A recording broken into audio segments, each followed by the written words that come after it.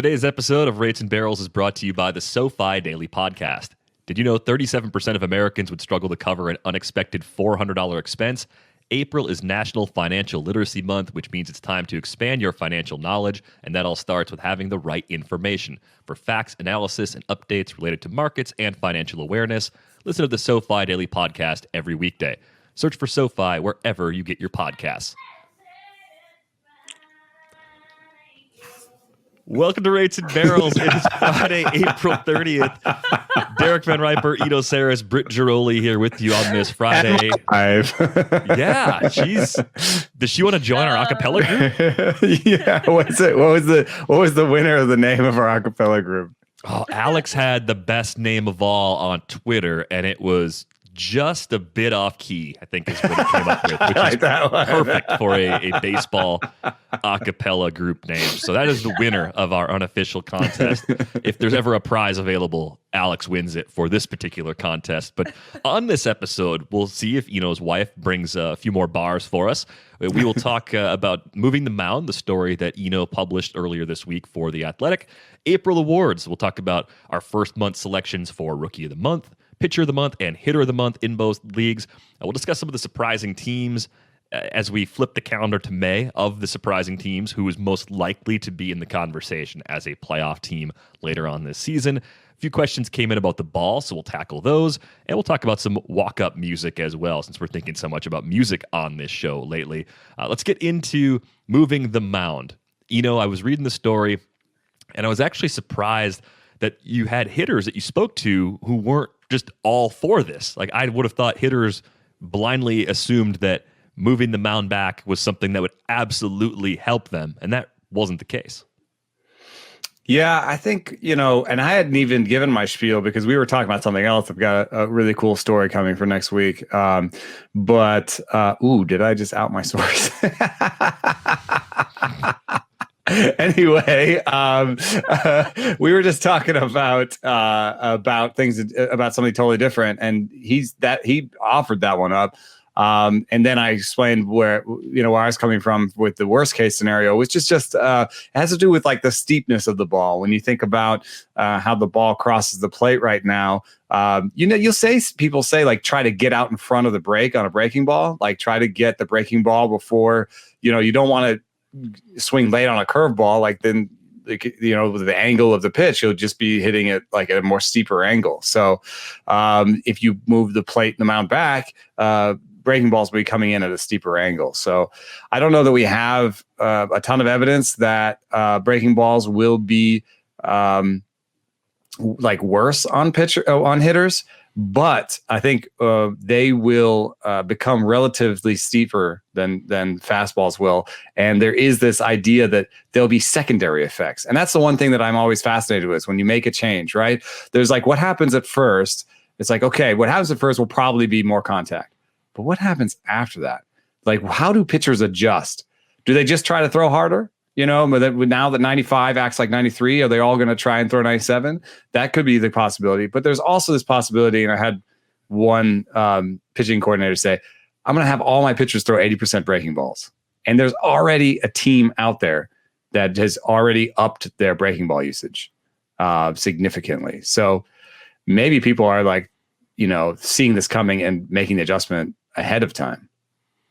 Do you think this is a good idea after some of the research you've done? Like, if someone was like, "Yeah, Commissioner, Saris, you're going to decide one way or the other," what would you say?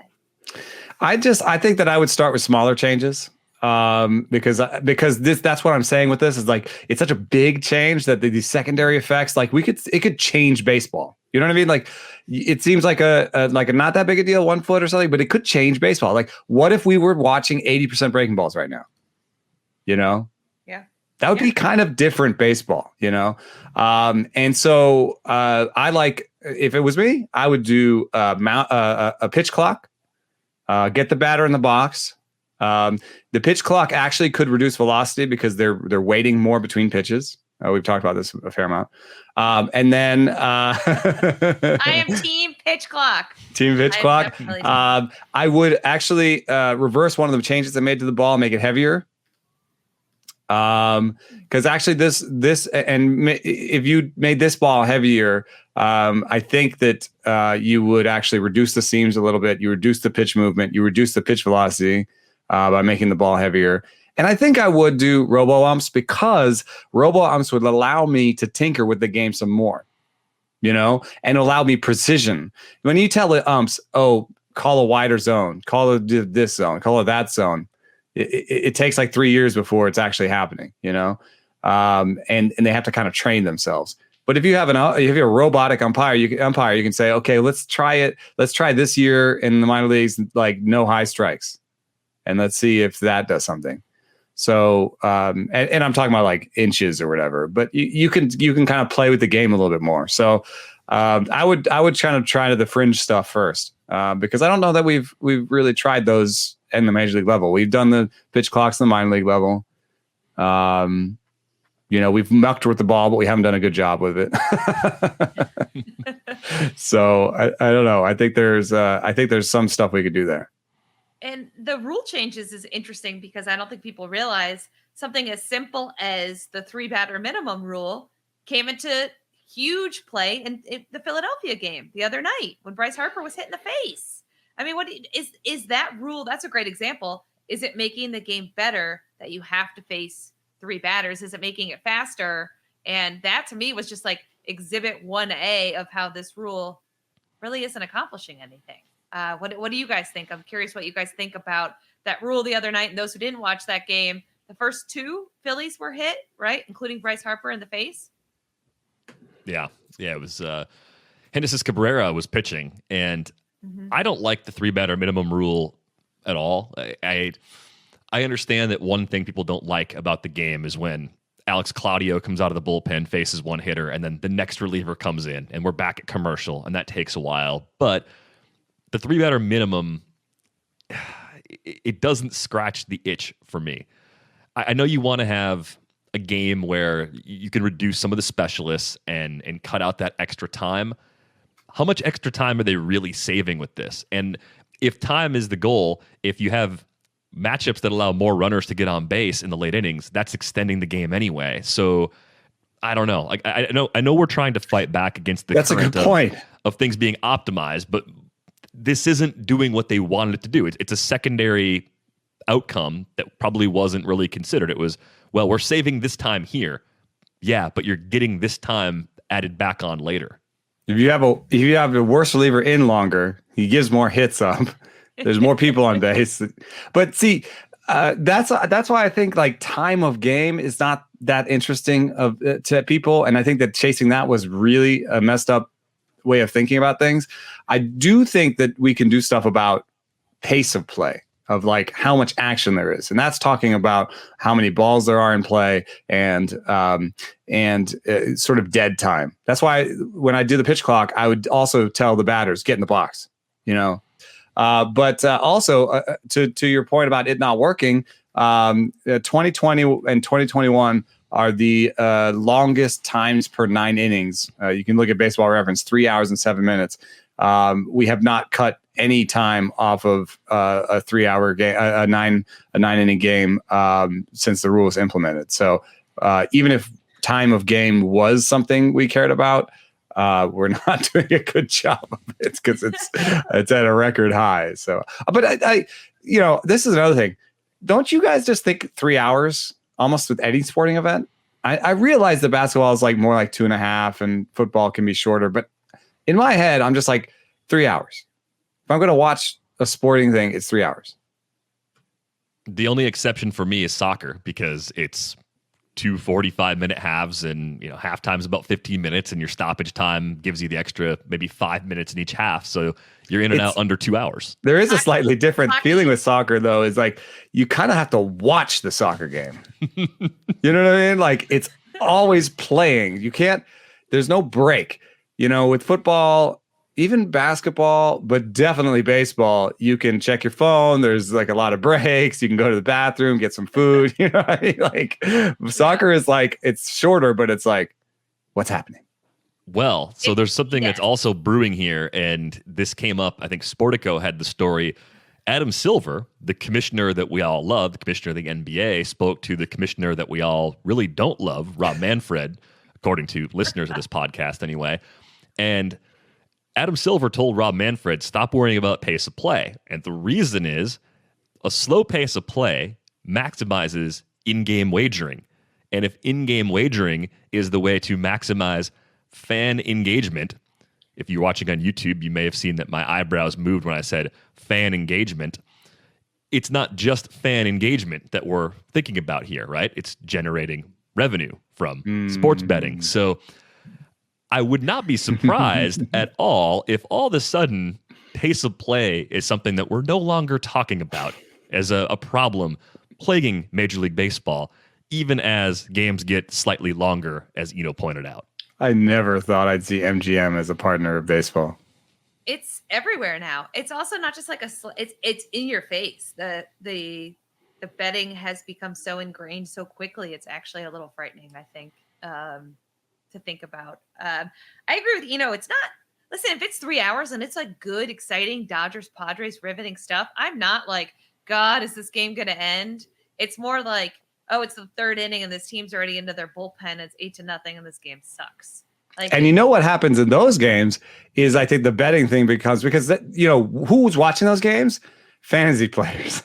Yeah. DFS players. They're like, ooh, it's an 8-0 game. My stack is working. If this guy hits a homer, I might win $20,000 tonight.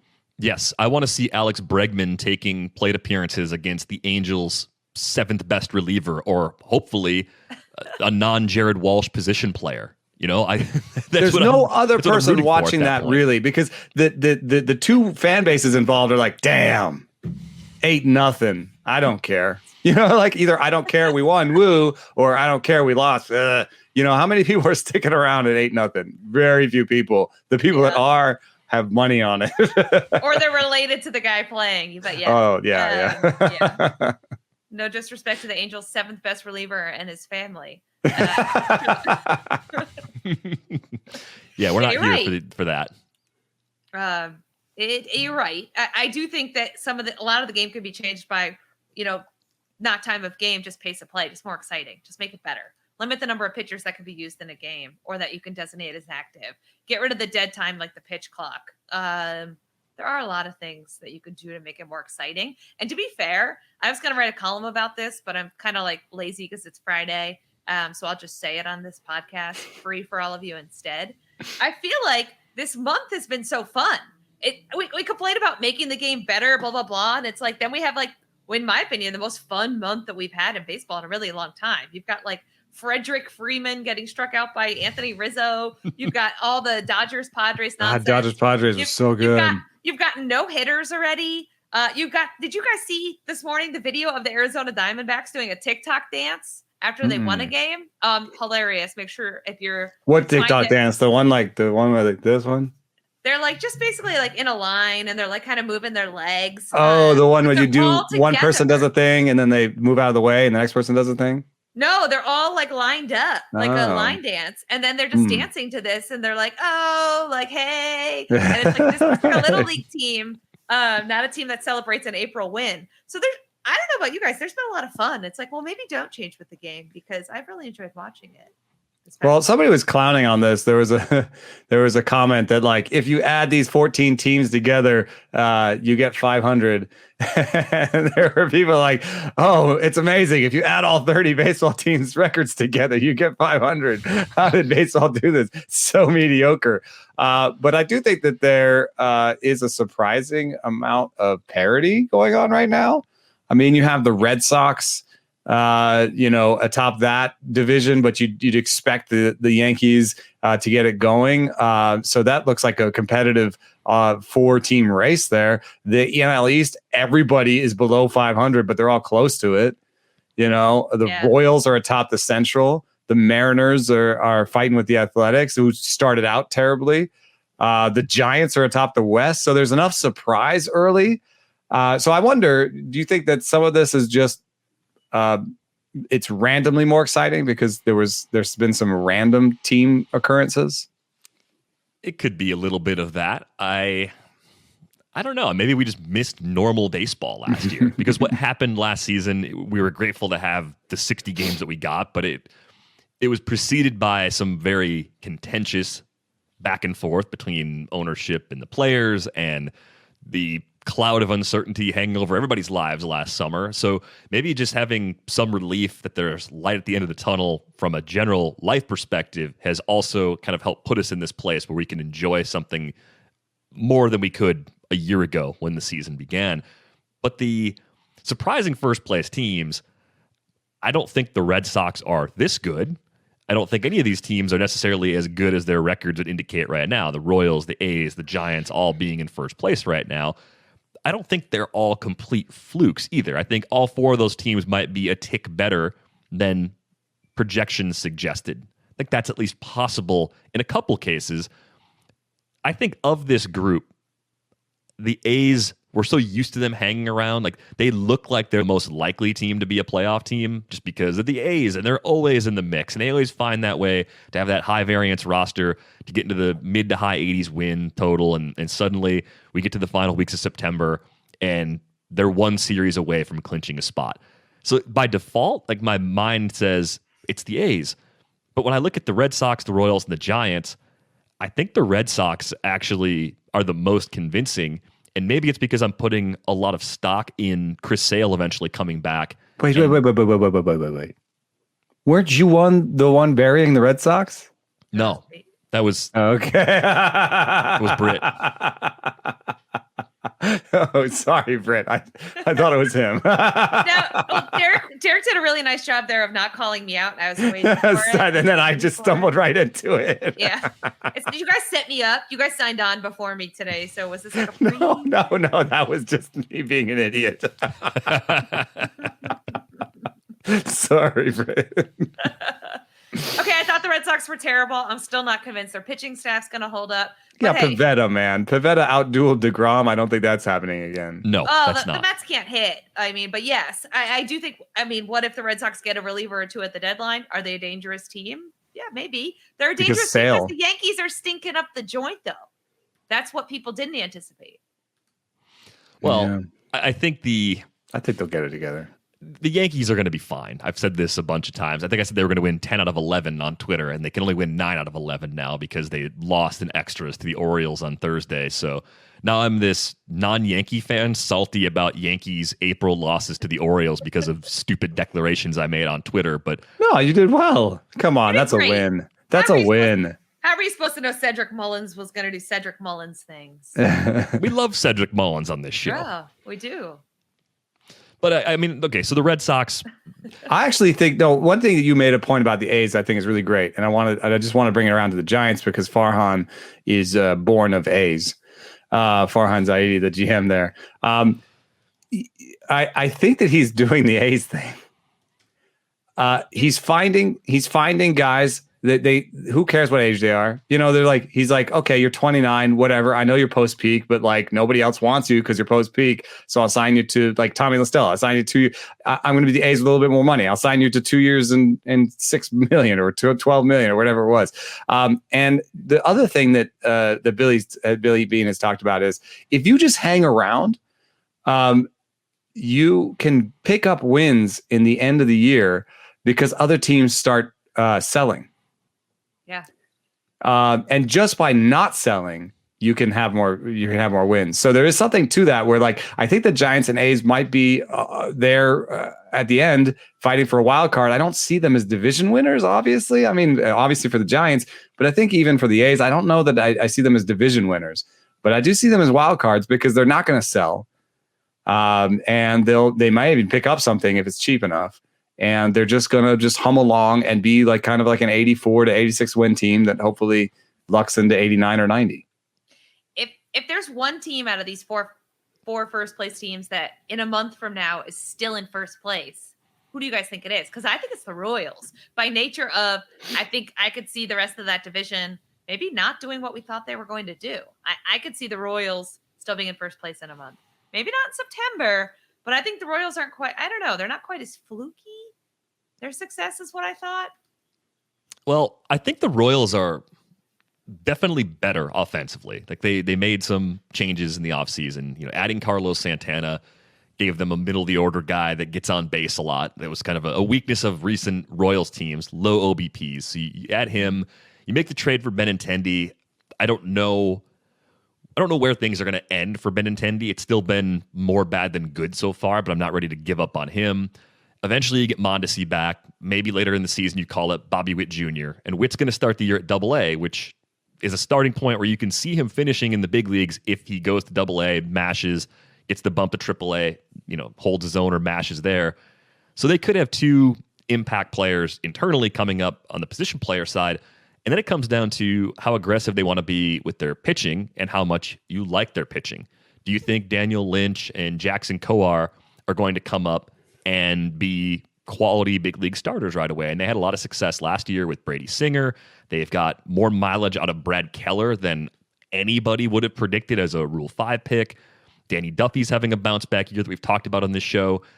There are a lot of positives with the Royals, and they do have some young players and injured players coming up and coming back that are going to keep giving them little upgrades and possibly keep them afloat. And I think the other thing for me, I think the Twins and White Sox are going to be right there.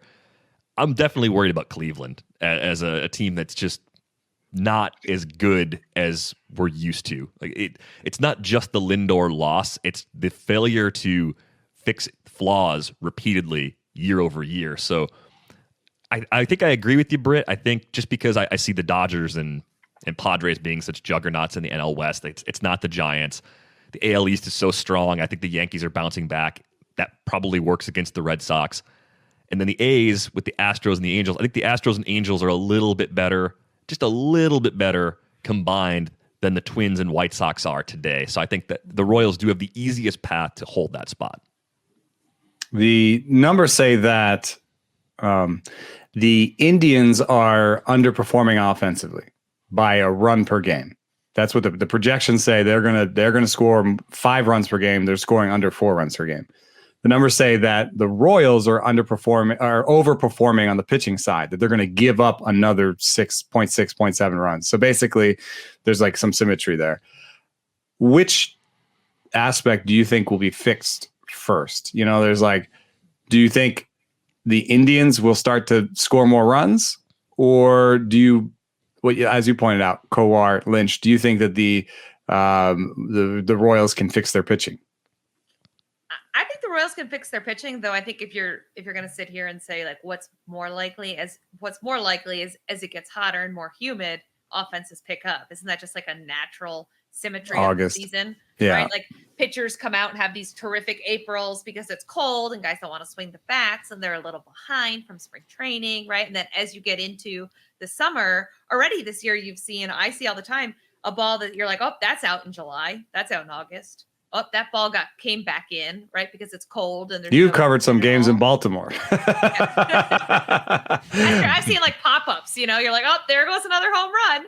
Baltimore is like the hottest park in the league in August, and that's where all the home runs come from in Baltimore. That's true. That's where Chris Davis's entire 2013 campaign came from. Tons of money. Speaking of which, I went to the Orioles-Yankees game the other day, and no one's talking about this. So I'm, again, too lazy to write it. I'm going to ask you guys, where is Chris Davis? He's on the IL, but not really hurt, and no one knows where he is. Like, he just kind of went away. Ooh, Phantom DL. Oh, Phantom IL. Phantom IL. Yeah, I love it. Where is he? Where is he? And nobody cares. Like, where is? No one's even said anything. Halfway through the game, I'm like, he's not starting. He's not on the roster. And the beat guys are like, shrug. I don't know. Like, it is a weird thing that people do abuse the IL, and like I was talking to a now retired pitcher once, and I was like kind of going through his injury history because he was having like a good year or something. I was like, what happened there? And he's like, oh, they just told me that I had to go on the IL or they would release me. I mean, you still get paid if you're on the IL, but you get paid if you get released. The only way you lose that money is if you retire. So as long as Chris Davis doesn't retire, he gets every dollar of that contract. Yeah. Just a weird trajectory, right? To go from such a high in 13 and then had a, bad year and then had a pretty good year in 15 again. And then They can't put it together. They just stop playing him. He gets benched. And now even more so than being bad, I think if you're bad, you're at least relevant. You're getting booed. Now he's just in the abyss. Yeah. Oh my God. They're showing the weirdest graphic on MLB Network right now. It's Tony La Russa, like in uniform in front of all of his guys. And it's just like, I don't know, man. I don't think Tony La Russa, I mean, yeah, the White Sox won 8-10, but I don't think Tony La Russa is at the front of that pack. I think he's probably cost them the 2 that they didn't win. Damn, but yeah, agreed. He's not putting on a Meister class of how to manage. And it's what's ironic is he's leaving his pitchers in too long, and he was supposedly the guy who created the whole like master bullpen, take your pitchers out earlier strategy. But I guess he's forgotten what made him good. Do you guys think it'd be fun to go back through somewhat recent baseball history and find out who actually came up with these revolutionary ideas and remove improper credit where it was given? Yeah. It's interesting because, there's like, did the Yankees come up with the super bullpen or was it the Royals? I thought it was the Royals first. And then as soon as it worked, it was pretty obvious to Brian Cashman, like, oh, wait, yes, we want to have 5 or 6 guys that are just lockdown relievers at the ready. I think it was the Royals. But the Yankees have had really good bullpens for a really long time. Yeah. I mean, who came up with the bat flip?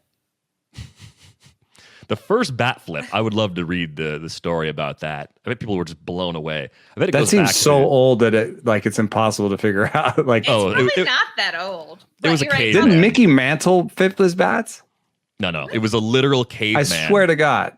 It was a caveman. Like, oops, flipped out of his hands. Like, there's no way Mickey Mantle was like trotting around the bases. Maybe it was like an emphatic drop. Dude, honestly, now that bat flips are cool, imagine if you could go back in the day and see like Mickey Mantle bat flip or like Babe Ruth showboating around the bases. Like, that's what I'm saying, dude. Love it.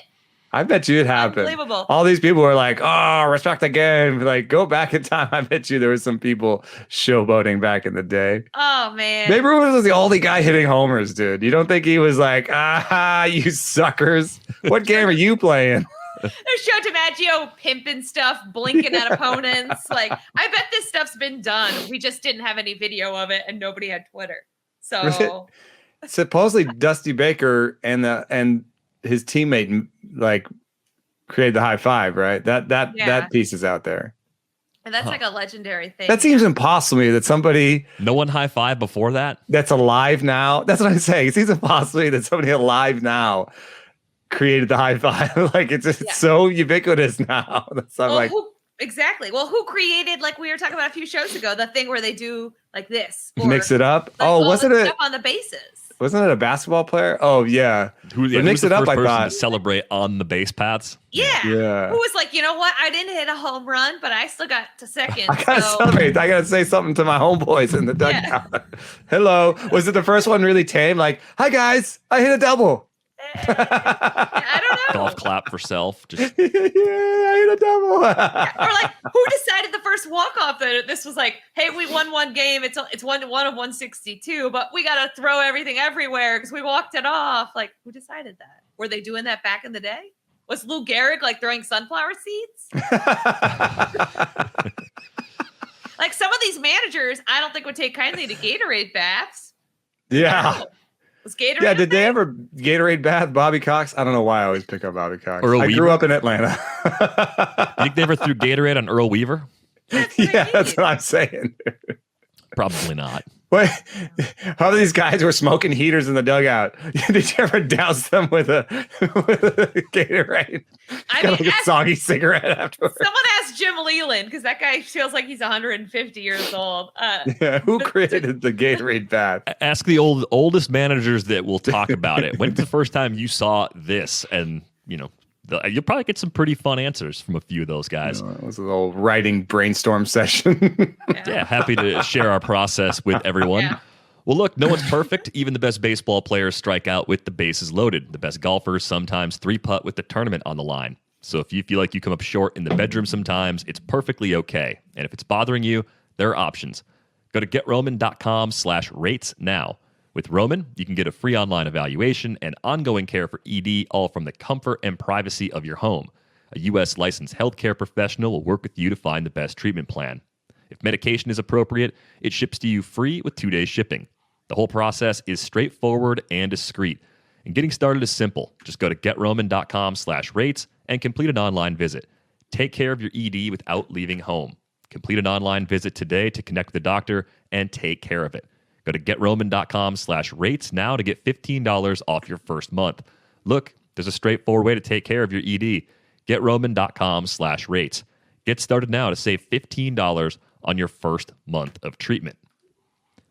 Small businesses have always shown an incredible ability to adapt, innovate, and survive, even more so this past year.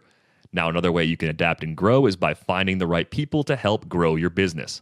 LinkedIn Jobs helps you do that for free. Get started by posting your job for free to reach LinkedIn's network of 740 million professionals. Fill out targeted screening questions to get your role in front of the most qualified candidates with the experience, skills, and motivation you need. Then with simple filtering and management tools, you can easily review, rate, and hone in on your top candidates. LinkedIn Jobs can help you hire the right person for your role, and your first job post is free. Just visit linkedin.com/rates. Again, that's linkedin.com/rates to post your first job for free. Terms and conditions apply. Let's give out some April hardware because that's the most fun thing you can do at the end of the first month of the season. I wish I had a 3D printer. More accurately, I wish I had access to one. I don't want my own. They're expensive and not useful. But what I would do, if I had a 3D printer, this is why I don't, I would make actual awards for our show, and we would send them to players. And maybe once in a while, it would actually reach them, and we'd see them like holding the April AL Rookie of the Month on award. Instagram. Yeah, that's where we need to be, right? We have to go where the action is. So maybe we could be featured in an Arizona Diamondbacks TikTok, if we sent the right award to the right person. So if you know, we have to come someone- up. No, this is a deviation from the show notes here, but we'd have to come up with our own spin on things. So like we couldn't just be like player like what could we do that was like different, like a different kind of award. Well, we want like best celebration. We want a fun stuff. There you go. There we go. That's better. I like it. It's got to be new. It's got to be a new celebration. You did the selfie last October, Marcel Ozuna. You're not getting an award for that. Yeah, I was surprised when you talked about that. I was like, he's still doing the selfie. Yeah, I mean, he's really like stopping and taking it in too. So I mean, but sometimes if you find a really good celebration and that qualifies as one, it's like Edwin with the parrot, right? You don't get rid of that. Like once you have your masterpiece celebration, that is your signature celebration. You don't deviate from that. That one was great too because I think it was by accident. I think he was just sort of running around with his arm up. Shoulder was a little sore. He's like, yeah, what's wrong with my shoulder? And then someone photoshopped the bird on it. Like, well, walk the parrot because that's what you do. You walk a parrot if you have them. Apparently. And then maybe I just had a great vision of what the award would look like. It would be Prince Fielder like this. Oh yeah, the people like exploded around him. That would be like a really cool looking award, wouldn't it? It'd be Either amazing. that or Roughneck Odor punching Jose Bautista. No, that's the consequences of the celebration. I don't think people want to think about that. Best on-field rivalry gets that trophy. It could be the bat flip. But the problem with doing a bat flip is you can't do that in a you can't like make that because the bat how do you attach the bat to the person? You can't just have a bat floating. You think that I can't figure out a way to make a floating bat with a 3D printer? I have a Jonathan Lucroy bobblehead, sir, where he is both the hitter and the catcher behind the plate. Anything is possible. Wildly underestimate the amount of time that Derek has on. Yeah, sure. I will go to no end to make this amazing. No end. There's no amount of time. I will money. not do any of this work. I have no time for this. No, this is going to happen. This is definitely going to happen. No, but I still think the Prince Fielder one is very iconic and looks like an award, It does look like an award. It is, and it's a top 5, top 10 celebration all time, which is very, very high praise. Let's make it happen. All right. Well, if you or someone you know has access to a 3D printer, I'm going to need you to tweet at me at Derek Van Riper. Preferably they live somewhere in the Madison area. Anywhere within Dane County or an adjacent county will be close enough. Oh my god! I'll send you a box of beer. See, there's beer in it for you if we can use your friend's 3D printer. What more could you possibly ask? The one at your office after hours. Can Derek come to your work? Yeah. Oh, no one wants me hanging around their office. We're not that creepy. For now, we'll start with our standard awards. The April AL Rookie of the Month. I think this is Yermin Mercedes in a runaway, guys. He's been fantastic so far. A 423, 464, 679 line through 21 games. Yes, he's been worth a full win above replacement as a DH in a month. That is extremely difficult to do. Maybe a shout out to Adolis Garcia. Yep. But between the two, I would also say that even though Yermin Mercedes has a 452 BABIP, I would say that his production might be a little bit more sustainable because he's got like pretty awesome power and contact ability. In spades. So I think that he might end up being the Rookie of the Year. Yeah. Doesn't Mercedes and Mullins, aren't they tied for the big league lead in hits? If not, they're right up there, or they were as of like a day ago. Why isn't Mullins showing up here? Is he not a qualified batter yet? Not eligible for rookie awards. Oh, he's been around longer. Yep. Yeah.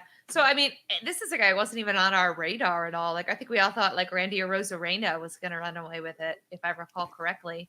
He's not too far off. Like, he could have a hot month and get back in it. I mean, the difference is about a half a win.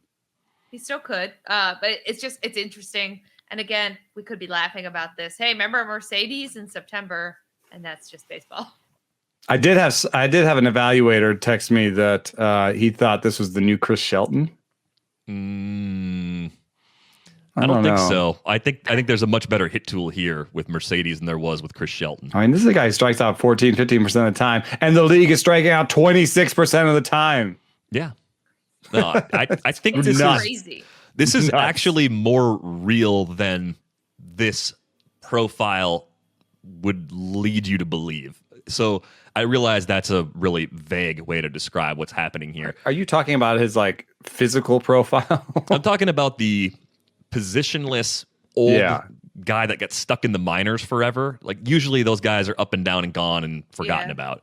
Because that's probably why they were saying Sheltonish. Right, but I don't think Yermin Mercedes is getting regular big league plate appearances in 3 years, but this time next year, could he still be relevant? Yeah, I'm warming up to that. And the player comp I had just from a amazing start, bad finish was Brian LaHair.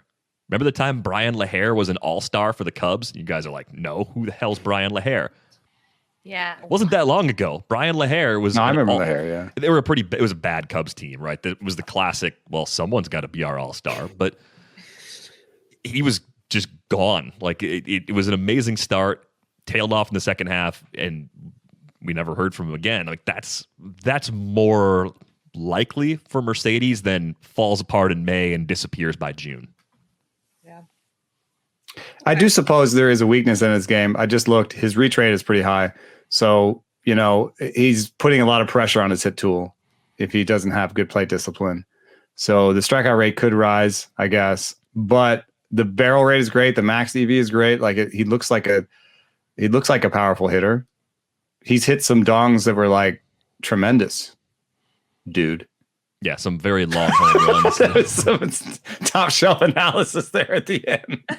It's Friday, all right. The pitching candidates are pretty good. Michael Kopech has looked really strong. If he gets into the rotation for May, I could see him being a candidate for next month's award. James Karinchak has pitched well in Cleveland. Emmanuel Clase has pitched well in Cleveland out of the bullpen. And the Red Sox have a Rule 5 pick, Garrett Whitlock, who's been really good so far too. And then a former White Sox, Dane Dunning, the best of the starting pitchers on the rookie side thus far. I was surprised he still had a rookie eligibility left earlier this season.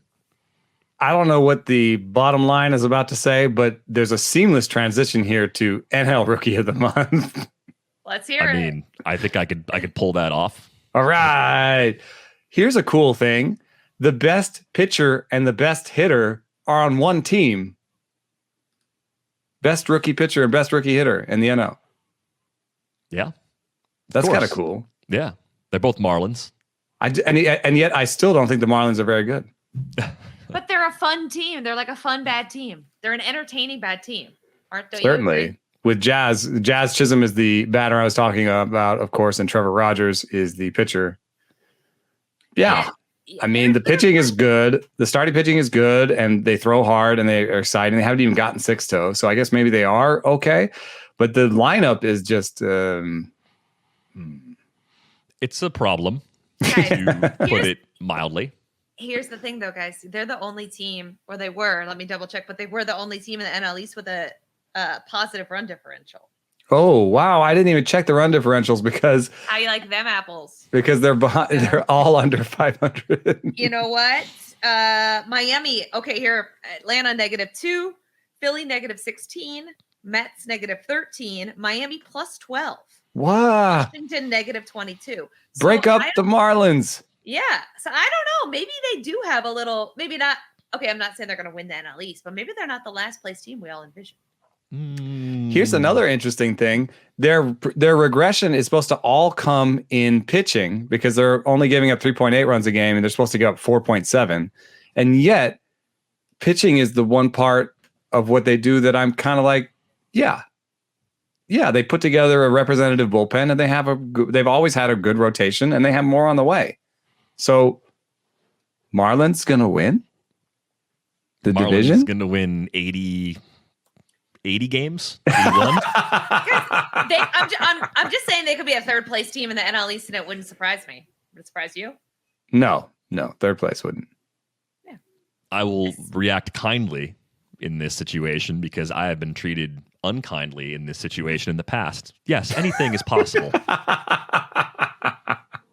I even tried to treat you unkindly when you were the one that was right about it, the Red Sox. So much disrespect with that Red Sox call. You know what? He's not super like wearing it right now though because it's April.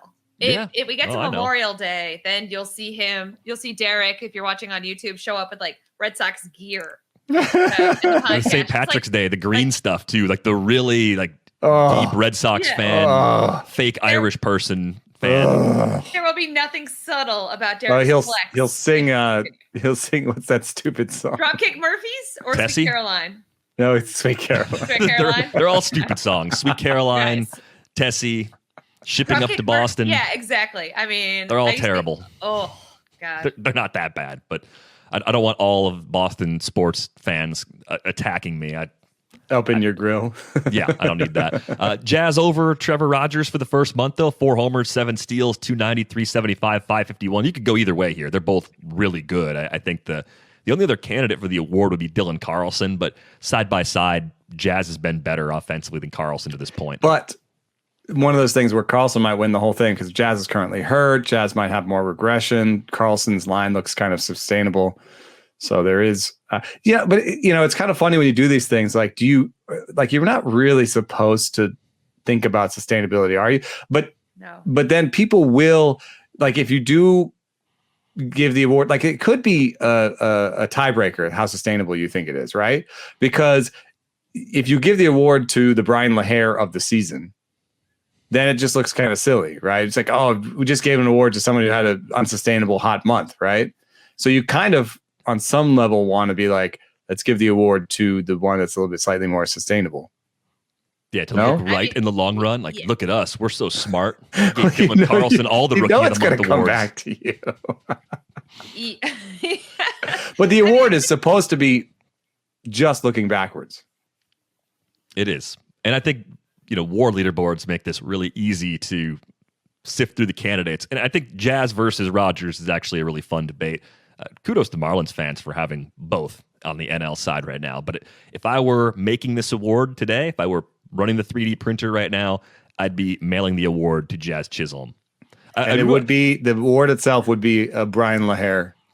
I was going to say. A Brian LaHair signed baseball card. There was a Brewer too, wasn't there? Tyrone Taylor is... No. Like a Brewer, like really fast, like was a rookie that was never good again. Pat Listash? Yeah, that's the guy. Going way back.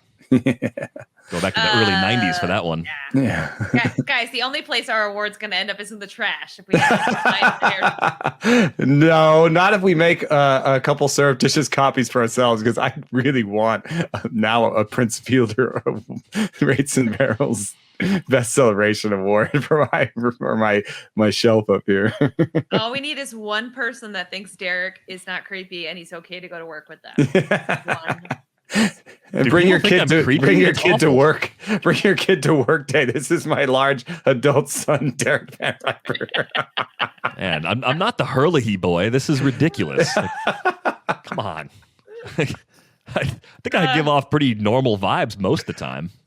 Yeah, I guess. I mean, sticking with the awards though, and speaking of like absolutely ridiculous, the NL Cy Young right now would be Jacob deGrom. The guy could take a month off, and it would be Jacob deGrom. Oh my god! Maybe Burns. We could give him the year one right now. Yeah, it's deGrom. I mean, in any other month, Corbin Burns would win in a runaway, but deGrom has been one notch better than Burns thus far. A .51 ERA through his first 5 starts. And yet the Mets find ways to lose when he pitches still, which is so baffling. Bad. I mentioned I think the Yankees are going to hit and going to be fine. We're seeing it in Atlanta right now. That Braves offense is starting to wake up in the series against the Cubs that they had this week. The Mets offense isn't this bad. I realize that Mets fans don't want to hear it. I realize Mets fans want to boo Francisco Lindor for some reason, because that will help. That'll definitely help solve the problem, because he doesn't realize that he's not hitting right now. He needs those boos to get that into his head, I guess. Wait a second. It's scientifically proven, Derek. The more they boo, the more that Francisco Lindor will be like, okay, I'll try now. Fine. Yeah, I'll try now. Because you booed, I will try to hit now. They are projected to score 2 more runs a game than they are scoring right now. That's amazing. That's the largest gap in baseball. The only guy hitting really is Nimmo right now, consistently, or getting on base consistently. Seems like Alonso a little bit. But they've got some real serious holes. I looked at Lindor's line, and he's got like a 1% barrel rate, which is kind of surprising. But the Mets have also played fewer games, so it's a smaller sample for everybody. And his plate discipline is like elite. So I kind of just think we might need to reset our power expectations from Lindor. And he might just be a guy who hits 275, gets on base a lot, and hits like 25 homers. Still a really good offensive player, especially when you factor in what he does on the other side. But the April NL Pitcher of the Month, obviously Jacob deGrom, as we were saying before. Is it as obvious on the AL side to give out that hardware? No, but you know what, real quick, while we're on the AL topic, does Franmil Reyes lead baseball? He's got 2 triples. I would love if he was the triples leader in the AL for at least a second. No, maybe the AL. Peralta has 4 in the NL. Yeah, I knew Peralta had a bunch, but what about AL? He's got a lead maybe in the AL, which is hilarious. This huge lumbering guy, watching him leg out the triples has been joyous. Just had to get that in there while we're speaking about the American League. Let's get the triples leaderboard. Triples are underappreciated. I will do the triples leaderboard. We could make this a regular thing because I love it. One of my favorite things of all time, and I know he's become a problematic player, and I'm sorry about that, but Jose Reyes when he had the dreads, and he would hit triples all the time, and the bat would fly off the helmet would fly off like right around second, and you just have this big mass of hair, and he'd be like flying, and he was so fast. And I was a uncomplicated Mets fan. David Peralta with 4 and tied for second and first in the AL is Franmil Reyes, tied with Nick Madrigal. You couldn't have 2 more different players tied for the lead in triples. I want that to continue so that at the end of the season, Nick Madrigal is tied with Franmil Reyes for triples in the NL. I want to give him a Rates and Barrels trophy. Yeah. Maybe instead of best celebration, our award would be like some weird statistical foible, like triples. Nobody loves triples. Weirdest statistical leader of the month. That a weird stat of the month leader would be perfect. Weird stat of the month. There you go. Yeah. Although it's not as clear to me what the thing looks like. Oh, it's a laptop sliding into third. No, A laptop. it's a laptop. It's a laptop with a baseball like shattering the screen. That's not bad. That's not bad. Yeah, I like it. I'm sorry, I like it. it's ready to go. I've got the specs. Just need the device to actually make it. Is it Cole or is it Glass now? Because I think you get Evaldi. Sure, he's been good so far, but Cole and Glass now have been a cut above the field in the AL so far. I think from a sentimental perspective, maybe Carlos Rodon, because he threw a no-hitter and he's a good comeback story. You could maybe, get sappy and want to give him the award. But just in terms of most valuable AL pitcher, your choices are basically Cole and Glass now. Yeah, I think it's been Glass now, but I think if you're looking at it as like who's been the most important to their team, it's been Garrett Cole, because without him, the Yankees would be even more up a creek, right? I mean, he's been literally the only guy you could consistently count on. He accounted for some ridiculous percentage of their innings pitched out of that rotation. So it's a toss-up here for me. You can make the case for either guy. I enjoy Glass now because I also enjoy the swearing that goes on every time somebody like Kiermaier makes this crazy catch. The flow. I have serious bear envy. Like, what is that guy using? And how they're debating when he's sweating?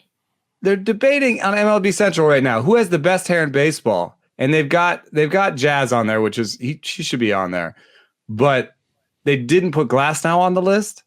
What? That's not even up for debate. The guy is starting. He's sweating, and his hair still looks like great. That? It's amazing. Like, what's he must have good product. He needs a hair deal stat. Like, there is this weird thing that happens. When you have a full season, you get up like there is like rate versus like bulk, right? So it's like, oh, remember, Jake went on the DL for 2 weeks, so he has fewer strikeouts. But this other guy, has a higher ERA. But what would Jake have done if he pitched those 2 other games or whatever he missed? Would he have had a higher ERA? So there's always a debate about. But I think that in a month, that debate gets even crazier because, both Cole and Glass now were healthy, but one just had one more start. Maybe Cole's about to start tonight. I don't have the probables in front of me right now. Yeah, but yes, he is actually. Or no, didn't he start last night? Or did they not? Well, no, yesterday was the Orioles. He didn't pitch at all in the Orioles series, so he's starting tonight. Is correct. So there you go. And so he's going to pitch tonight, and so he could have one more win. He has more strikeouts per inning, so if he gets those extra 5-6 innings, he'll have more strikeouts than Glass now. So, and if he keeps the ERA down, then he would be a clear winner. So I think that I generally actually, and this might be a problem. I'm a voter too, and maybe you guys disagree with this, but I generally actually favor rate. Like, I generally favor who's been amazing when they've been in, because I also feel like injury is not always their fault. So like, I'd rather just know who was amazing when they pitched rather than like but this guy bulk. I don't know. Okay, so who is it? You've been beating around the Cole. bush, and I'm on the edge of my seat. Cole. He has the rates. Better strikeout rate, better walk rate, better homer rate. Okay. I love the transformation we're seeing from Glass now this season, though. It's awesome. When he's got everything working, he's must-see TV at this point. Yeah. So excited for him. And, man, Shane McClanahan, we were messaging about this yesterday. Pure filth yesterday, touching 101, 92, 93 with the slider, split change, throwing a curveball in there too. Got knocked around a little bit, I think the second time through the lineup, which is command kind of amazing. is amazing, but like the stuff is pretty otherworldly. Yeah. I find it hard to believe we're not going to see a lot of Shane McClanahan in the Rays pitching mix this season. Did you see that Patino backed him up for 2 innings? And this is actually, I think, been the whole plan for the Rays is hang around until we can use the innings from our young guys. And so now you're starting to see how exciting the Rays could be, because basically what they need is Wander, Shane McClanahan, and Luis Patino. I think Adames might lose his job. I don't think that Adames will like lose his job, but I think that Adames will turn into like a utility player, their right-handed guy who plays against lefties, and I actually now think that Wander is going to be up this year. Yeah, he's going to start at AAA. I mean, anything's possible. He could fall on his face and not get the call. It's not out of the question, but I'd be stunned if that happened. I think he's going to hit, and we're talking 3 or 4 weeks from now, he's up taking over a spot in that Tampa Bay lineup. And I think before, not striking out is a huge part of what he brings, and it fixes one of their biggest offensive flaws. Like you take a team that's like been 500 in a tough division, even with the Yankees, this is still a tough division. It's a very good division. You take a team that's been above 500 and then you give them McClanahan, Patino as starters. You take out the worst starters that are there. You take your worst infielder and you replace them with the best prospect in baseball. I think that the Rays might win that division. Yeah, that would not surprise me at all, especially because it seems like there's something going on with Judge again, or soreness, or does any team in baseball I don't want to use the word coddle, but does any team in baseball enact the NBA style more than the Yankees? Yes, it's load management. I don't think he's actually hurt as much as they're trying to keep him from being hurt. He's either hurt or trying to not get hurt, or there's never a safe time, right? I don't know. That's what it seems like. He's sore. He's undiagnosed sore. He's getting a day off. I don't know. So yes, to answer your question, I could see Tampa Bay winning the AL East again, for sure. Yeah, I love the young talent that they're bringing up into the mix. Stressed out and can't relax? Take an Eagle Moon Hemp CBD gummy to unwind. Use code ATHLETIC for 30% off CBD site-wide at eaglemoonhemp.com/shop. They already have the best prices online and in stores. Trust me, you don't want to miss out on these discounts. That's 30% off site-wide at eaglemoonhemp.com/shop. All Eagle Moon Hemp products are vegan, low sugar, use organic practices, and are made from award-winning crop. And just in case you didn't know, CBD is not marijuana. It does not get you high. CBD may help to relieve pain and nausea and may help to reduce seizures, anxiety, and depression. Get 30% off all CBD products site-wide at eaglemoonhemp.com with the promo code ATHLETIC. Their products are pure, proven, lab-tested, and superior to the other CBD on the market. The best part is they're way less in price. Throw in the discount code, and you're practically getting a product for free. That's eaglemoonhemp.com with the promo code ATHLETIC. Try them out while winning free products. Just go to their Facebook page and leave a review, or follow them on Instagram. A winner is chosen each week and sent a free product. Check them out and let us know how you like them. That's eaglemoonhemp.com with the promo code ATHLETIC. Let's get to our last 2 April awards. Let's get to the April AL Hitter of the Month. If you look at the WAR leaderboards for position players, everything is kind of trending into its right place. You see Mike Trout, of course, at the top, because why wouldn't he be, especially on the AL side? But Vlad Jr., and I talked about this a bit with Keith Law on the Athletic Baseball show for Friday, Vlad Jr. is doing the things that Vlad Jr. was supposed to do all along. So he's right there, number 2 in the AL in position player WAR, has 1 more homer than Trout on the season, has played 3 more games so far, so that has to be factored in. I just have a hard time looking at Trout with a 420, 524, 783 line and talking myself into anyone else deserving this award. He's 164% better than league average. I mean, I know it's only like a 20-game stretch, but what on earth? That's 44% better than Vlad Jr., who's 120% better than league average right now. He's almost 3 times better than league average. I think if we're trying to truly take this award show global, which it's clear we are, we need to make an award that's like best player that's not Mike Trout, so that somebody else that's right. can get an award. And the trophy should be Mike Trout, just to troll them. We'll send Vlad Jr. a little Mike Trout trophy. Mike Trout. I don't think they would. That one did not show up on Instagram. It will be in a bonfire on TikTok. Yeah. Immediately smashed by the unfortunate PR staffer who opens the mail for the players. It happens in the MVP votes, though. You'll see, like, it happened to Willie Mays, which is when you're amazing, they find excuses to give it to other people because they're like, well, we already gave it to, Mays already won. Trout already won. But imagine if somebody had a sense of humor, a little tiny gold Mike Trout, like on their shoulder, like on like never going to be as good as this guy, but damn it, I still am number 2. Still on the podium. Somebody might find it funny. It depends on who we give it to. I don't know if Vlad would find it funny, but it's Trout. I think it's a sweep for us. Vlad Jr.'s been outstanding. Nick Solak on that leaderboard, too. So we talked about him on Wednesday's show. Pretty surprising to see him tracking. Gurriel right there, too. 5+ win it's player. funny. Yeah, we'll see how they hold up going forward. some reason for optimism, but that pace seems a little bit unsustainable for both of those guys. But let's go to the NL side. I think a lot of the groundwork for this was laid probably in the first 2 weeks of the season. Ronald Acuna has just been otherworldly so far. And if you look at the qualified hitters in the NL, you don't have multiple guys who've been more than 100% better than league average. Only Acuna has that distinction with a 204 WRC+. He's walking as much as he strikes out. 8 homers, 3 steals. He's driving in runs. He's scoring runs. He's doing literally everything possible to try and keep the Atlanta offense afloat while the rest of that lineup has been in basically a month-long slump. Excuse me, Frederick Freeman had 4 hits the other night. And then he struck out against Anthony Rizzo in what was like the funniest moment of the month. Like, give him the award. No, he would wear a golden Mike Trout. I He probably would. He seems like he's got a pretty good sense of humor. Yeah. But yeah, I mean, that was a top shelf moment. Just seeing pure joy on two people's faces, and having fun, like kind of like Sandlot style. That's how I would describe that. But I've got a piece out today. Let us not have a show where I don't pimp 2 of my pieces.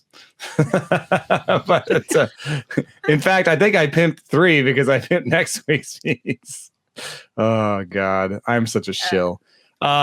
Acuna is improving in 2 ways that actually are really important: his reach rate and his barrel rate. I put those 2 together and looked at people who've improved those 2 things. They all had career years, and not all. 2/3 of them had career years. But as you said, 2/3 of the time it works every time. I just think those are really fundamental skills. Don't reach. Don't swing at pitchers' pitches. And when you hit the ball, hit it hard. So when's that story come out? Next week? No, the barrel reach one is today. Oh, okay. I was going to give our listeners a little heads up if they wanted to hurry up and blog something, but it's just cruel. I'm DMing my editor. I have an idea. We have to hurry, though. Oh gosh. Oh gosh. Oh yeah, my chat's coming up. Yeah, we'll get you there. We'll get you there. We'll get you to your chat on time. My birthday's in November while we're at it. Oh, my birthday's in June, actually, if you want to get me something. Yeah, so I tell you. We had 2 more questions come in about the ball, and the email came from Andrew, and Andrew writes, I'm wondering if this new ball is going to come out to be a bigger culprit than initial reports suggest. Here are the things we know. The ball was changed. Exit velocities are up. BABIP is down. Batting average is lower than it's been ever. It's at least lower than it's been in a long time. If you look at the year-over-year trends, I didn't scroll all the way back to the 19th century.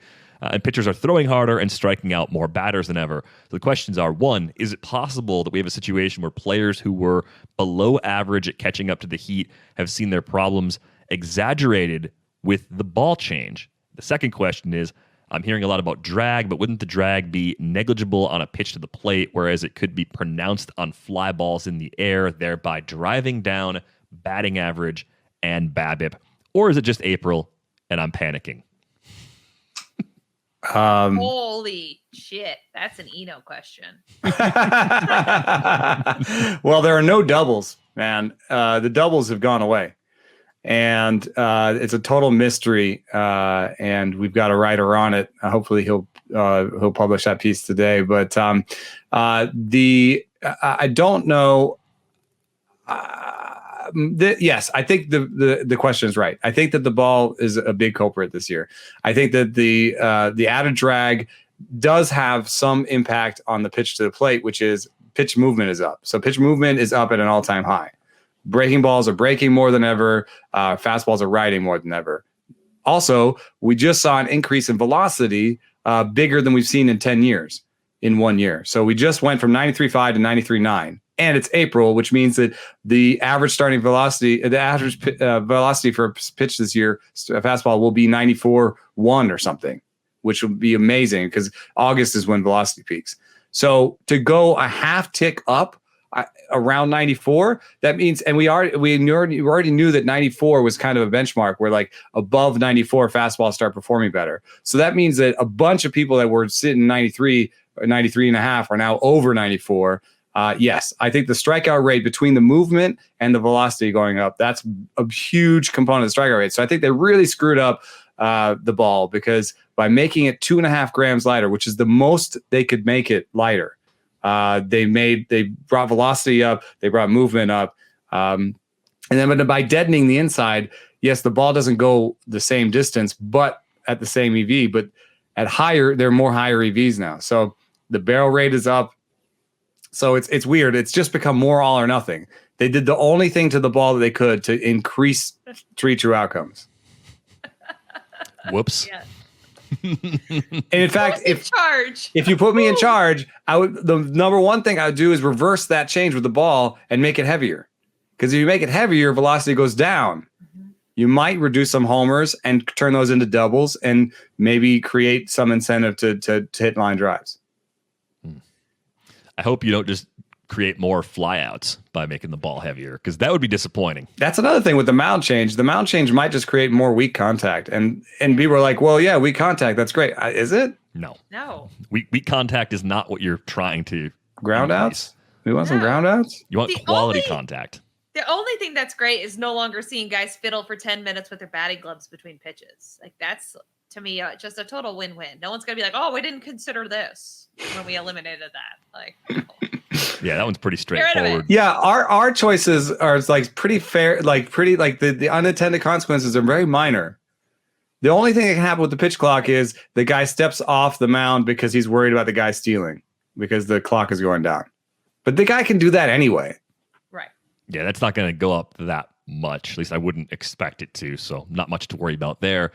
We talked about some closer entrance music. We were talking about relievers and the difference between relievers and starters on last Friday's show, and how there's actually a clear difference in the music you'd want as a closer versus what you might want to play if you were stepping into the box as a hitter. So, looks like you have a selection ready for the group. What would you walk up to? And I didn't actually think about that long, because as soon as I thought of this one, it's the one I wanted. And I don't know, it just gets me pumped up. I think that's what I'd want. Yep. So I don't know. Sabotage. I love the part 2 he screams. And that would I'd have to have that part in. That would hit like as you're just digging your first foot into the box. Yeah. That's about when that would hit too. Because based on the comment, there's a curse word kind of early in that, so I don't know what they do about that, but we've got editing techniques that that's right. People that mess around with things can use to make that more family friendly. So I think that's a good choice. So all right, so you're going Sabotage by the Beastie Boys. It's kind of I feel like it's kind of boring. It's like, oh, Beastie, like whatever. You couldn't do better. But like, I just heard that and I'm pumped up. Like, I kind of want to maybe play that before we do podcasts now. You want a montage? You want like a montage of our dumb faces set to Beastie Boys music? It's always yelling at the beginning of the podcast now. Sounds like something we could do. I like it. It's good. It's quality. Do you have, Britt, music for like powerlifting? Yeah, I always think like, what's the one song I put on where I'm like, I'm gonna lift something really heavy. I really like I think it's Drowning Pool, the Let the Bodies Hit the Floor, that song. Oh, great. And it's also got yelling where it's like, nice. That is not what I expected. Really? I don't know what I expected, but it wasn't that. Really? Derek thinks I listen to like Miley Cyrus as I'm getting my. Yeah, I figured you were listening to Taylor when you were doing your powerlifting. No, I don't think that. But like Drowning Pool is from when I was in high school. It was early 2000s is probably when that song was new, right around 2000. Mm-hmm. And that always makes me think of like the new metal movement and the very angry rock. There's like Trapped Headstrong. That song was everywhere for a while. And then there's that song that Evan Longoria still walks up to. I think it's a tantric that's a great song, but he's kind of ruined it. Yeah, the beginning is great, and then it's not that great of a song. So you better have like one. It's great for an at-bat, but if you're running out of the bullpen, it's actually not that great. It kind of tailors off. It's tantric. I've listened to it before lifting and been like, oh, Evan Longoria. This is when you spend too much time at the park around baseball. Like that Bugatti song, I'm like, oh, Adam Jones. It's just like And you spend time with these guys, and like I was on the beat forever, and they don't change their at-bat songs, and they just ruin these great songs for you. You're like, in my weightlifting room in high school, it was Danzig, which Mother was like a huge song that we would listen to while weightlifting. But I don't think that does it start amazingly. Well, yeah. You know what? Every Limp weight room is Bizkit. like that, though. Yeah, Limp Bizkit is another "Don't Sleep on Me." This is not like what I want to walk up to. I don't think it's too mellow. That's not bad for walk-up music. It's not bad for a walk up. You don't want to get Mother. You don't I mean, want to swing out of I your wouldn't pick it. shoes. Yeah, I will say that like Limp Bizkit is really good for like that quick hit. You know, the first like the beginning. Mm-hmm. In defense of Limp Bizkit, like that's what? Wait, did you have one DVR? What's yours?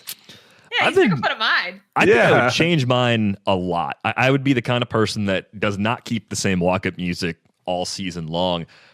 I think there's a song from a DJ. It's called "Swing Thing" by Boogie Belgique, and it's more like swing hop. So it's a little chill, but it would work for that. Swing hop. Yeah, never listened to Swing Hop? Okay, you guys, what's the worst at-bat song you've ever heard? Because one time Derek Jeter came up to R. Kelly, "I'm a Flirt," and I was like, this is terrible. Oh, that's pretty bad. Yeah, that's a pretty bad one. I'm trying to think of the worst. I mean, Gabe Gross, former Brewer and Blue Jay, was walking up to some like Christian rock, which he's a big Christian guy. I just don't know how that gets you in the mood to hit a baseball. Like I'm not, making any sort of commentary about the music itself, but it's just like that wouldn't get me psyched up. But if it works for him, then that's what you should do. I wouldn't start at the beginning though. Okay. This is the intro. Oh, I expected. No, yeah, it's good stuff. But let us know. Let us know what your walk-up music would be on Twitter. She's at Britt_Giroli. He's at Saris. I am at Derek Van Riper. You can find us an email. ratesandbarrels@theathletic.com is a perfectly fine way to send us an email. And of course, you can subscribe to The Athletic for just $3.99 a month at theathletic.com/ratesandbarrels. That is going to wrap things up for this episode of Rates and Barrels. We are back with you on Monday. Thanks for listening and watching.